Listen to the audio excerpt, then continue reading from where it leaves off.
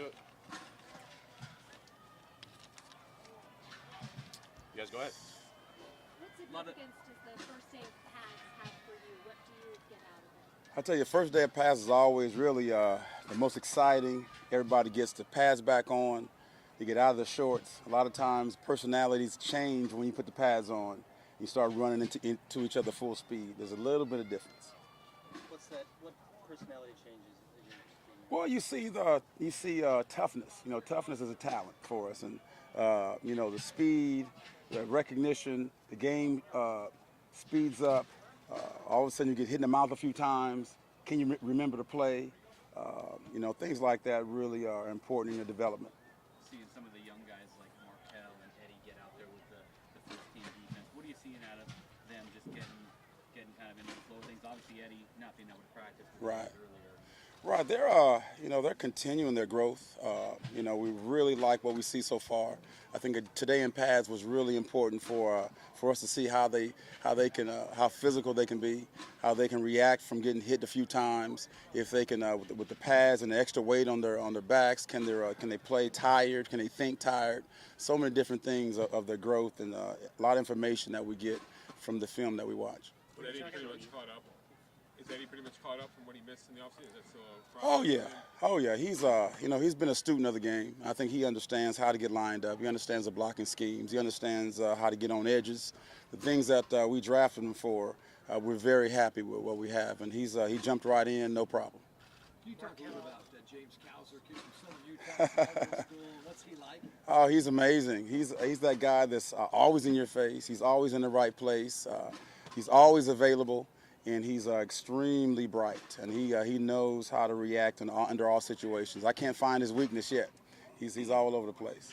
Is that maybe why, you look at Southern Utah and Cedar City, Utah, and he's here in the NFL a lot. Right. Maybe because of that smarts? Well, he has a combination. He has the size, the smarts. He's available, and you can never overlook him. He's always there.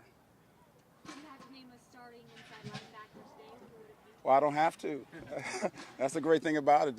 It's open competition. The guys are really working hard, really pleased with what we see, but we don't have to make a decision. Absolutely, we aren't going to make the decision. They're going to make the decision on how they play and our evaluation of them. How much does not being there or on the field hurt Arion? And with today's news, are you worried it's a longevity thing that you might not see him for a while? How much is it hurting him only being able to watch? Well, I think any football player, what they do is play ball. And the only place they have to get better is on the field. So I don't think anyone's going to get better by not playing. You know, I'm the coach. So when they show up, I'm ready to coach them, and that's all I have to say about it. What have you noticed about how Marquel has been able to process information? That's such an important aspect of where he plays. How's he done from a mental standpoint, and then being able to apply it?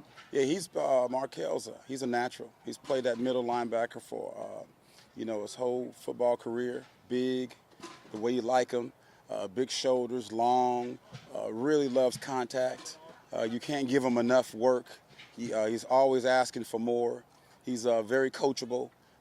Really like his development at this point. All we've asked him to do is what he has been doing is shorts and T-shirts. Now today, the first day in pads. Now we've asked him to show us a little bit more on the physical side, and he's done that. And we are very happy with the development and where he is at this point. One of the reasons for optimism on this defense. After last season, the secondary seemed to catch a lot of criticism for the explosive plays. They like to say, have you seen a difference in the way that they like maybe say a chip on their shoulder from the quarterbacks in particular about taking that to heart? Well, I don't think anybody, whether it's a secondary or whether it's a D-line or linebackers, wants to be the reason why they have more explosives. I think we all have our stats. We all watch the things that we need to work on. We've done a few things very well. We've done a few things not as well. And I think that as you go into the evaluation and you look at yourselves and how do you improve it, certainly our secondary, certainly the things on the D-line, I think across the board, we're always trying to improve. The things that we weren't as well on and the things that we are getting better at. I think that to answer your question, of course they'd have a little chip on the shoulder, yeah, sure. I think one of the reasons for optimism of the defense was to have a healthy Mario Edwards Jr. this year. Right. Obviously, him not being out here, just kind of how is he handling that, and how optimistic are you that you'll be able to have him? Well, it's only been a couple days. It's still really early in the process. At the same time, we have the ability to develop our depth. Guys behind them, the younger guys that really want to show up, the guys that we're going to have to depend on in a great rotation. And I think that we know with Mario, you know what you're getting. Again, you want to continue to develop him, but he's a really good athlete, plays really hard. And I think that once he decides or once his body gets in a position that he can play, he'll be ready to go. But right now, it's still early. Autry's a guy who a couple years ago really had a real solid year. Last year he was playing with that club on his hand. I don't know if he ever really got into the field as he did the year before. As you see him now, do you think we'll see a return to what we saw a couple years ago? Yeah, that's the plan. Again, like you said, he was playing with one arm the whole season, and he's got that club off now, and it's a lot easier to play with two hands than it is one because it's a lot of big men you got to line up against. And Denico is really tough, and he's kind of, he's kind of the guy that shows how tough we really are on this defense. He's hard working, showing up every day, and I think that he's only going to continue to get better.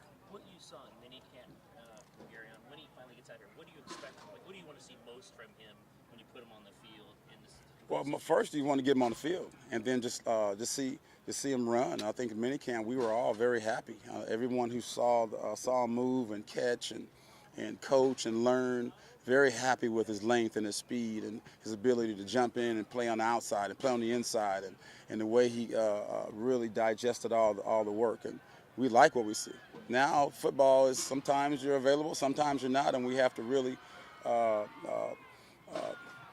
the classroom side of it. There's more than just being on the field. There's a lot of classroom work he has to work on and learn that he's really able to catch up on. Situation inside linebacker with a lot of guys that don't have a ton of in-game NFL experience. Does that excite you as a coach that that's the position you play? Right. You get to get your hands in there and I tell you, that's what we do. We love coaching, and I've been around a lot of really good football players, and they all start somewhere. They all are rookies at some point. They all don't have any experience at some point, and that's when you get a chance to put your hands on them, coach them, teach them, and really help them through the developmental process. So, the great ones all start somewhere. They just don't show up great. You have to put your hands on them and really teach them, take your time with them, and I think that what we have, we're very, very happy with. Carl was saying back in June that he felt more explosive with his knee now that he was a full year beyond it, and he was going to play more aggressive. Is that showing up to you on practice tape and the way he goes? Yeah, I think if you watch him, you see Carl making checks. He's disguising. He's blitzing. He's covering. He's hitting. I saw a couple times he used his shoulder today, put his body on people. He's explosive. Everything you saw early in his career and the reason why he's here, he's got all of that. And I think he's really eager to really get this thing going because I think anytime you come off those injuries, your legs and your body, don't really react how you expect them to, and you have to really work with it. But he's on top of his game. When you think of the NFL and the top of the game here, but you got those underdogs, maybe like a Bouchard or a Cows or whatever. What do you think of when you think of an underdog making it in the NFL and just how special that must be? Well, we just coach them. We coach them all, and we learn them all, and we learn how they learn. And I think that that's a great thing about this game. You put the pads on, you never know what you're going to get. You get guys who play harder, play tougher, enjoy the pads as opposed to not being in the pads, and it comes down to being available every day, and then all of a sudden we get into a game, the game experience. So there's so many ways to evaluate, so much information that they give you, and if you're good, if you can play, we want you on our team. We like good football players. Players typically make that big jump in their development from year one to year two. What has Cowser shown in that regard in terms of the strides you see from him? Well, again, it's still early. This is like day 3, so it's it's still a lot of football, a lot of film to watch. But Cowser's one of the guys. I mean, he's definitely in there. He competes. He's tough. He's smart. He shows up every day. He loves ball. He's constantly asking questions. You can never give him enough football. Can never give him enough diagrams and defenses. He wants to learn. He's really hungry. What warrants prime that deserves up down? Well, You know, sometimes it's any type of mistake. I mean, it could be anything. Jump off sides, not getting the line correctly. It could be anything. It's at your discretion. If you don't like it, hey, you're gonna get down about it. So it can be anything. What do you think about the fact that you, the GM, and the head coach all played inside linebacker in the NFL, yet there's still uncertainty at that position? Well, you know, my job is to coach them. So my job at this point is just to bring them to me, and I'll coach them. You know, I've coached, you know, Clay Matthews as a walk-on at USC. You know, Bobby Wagner was a second-round pick.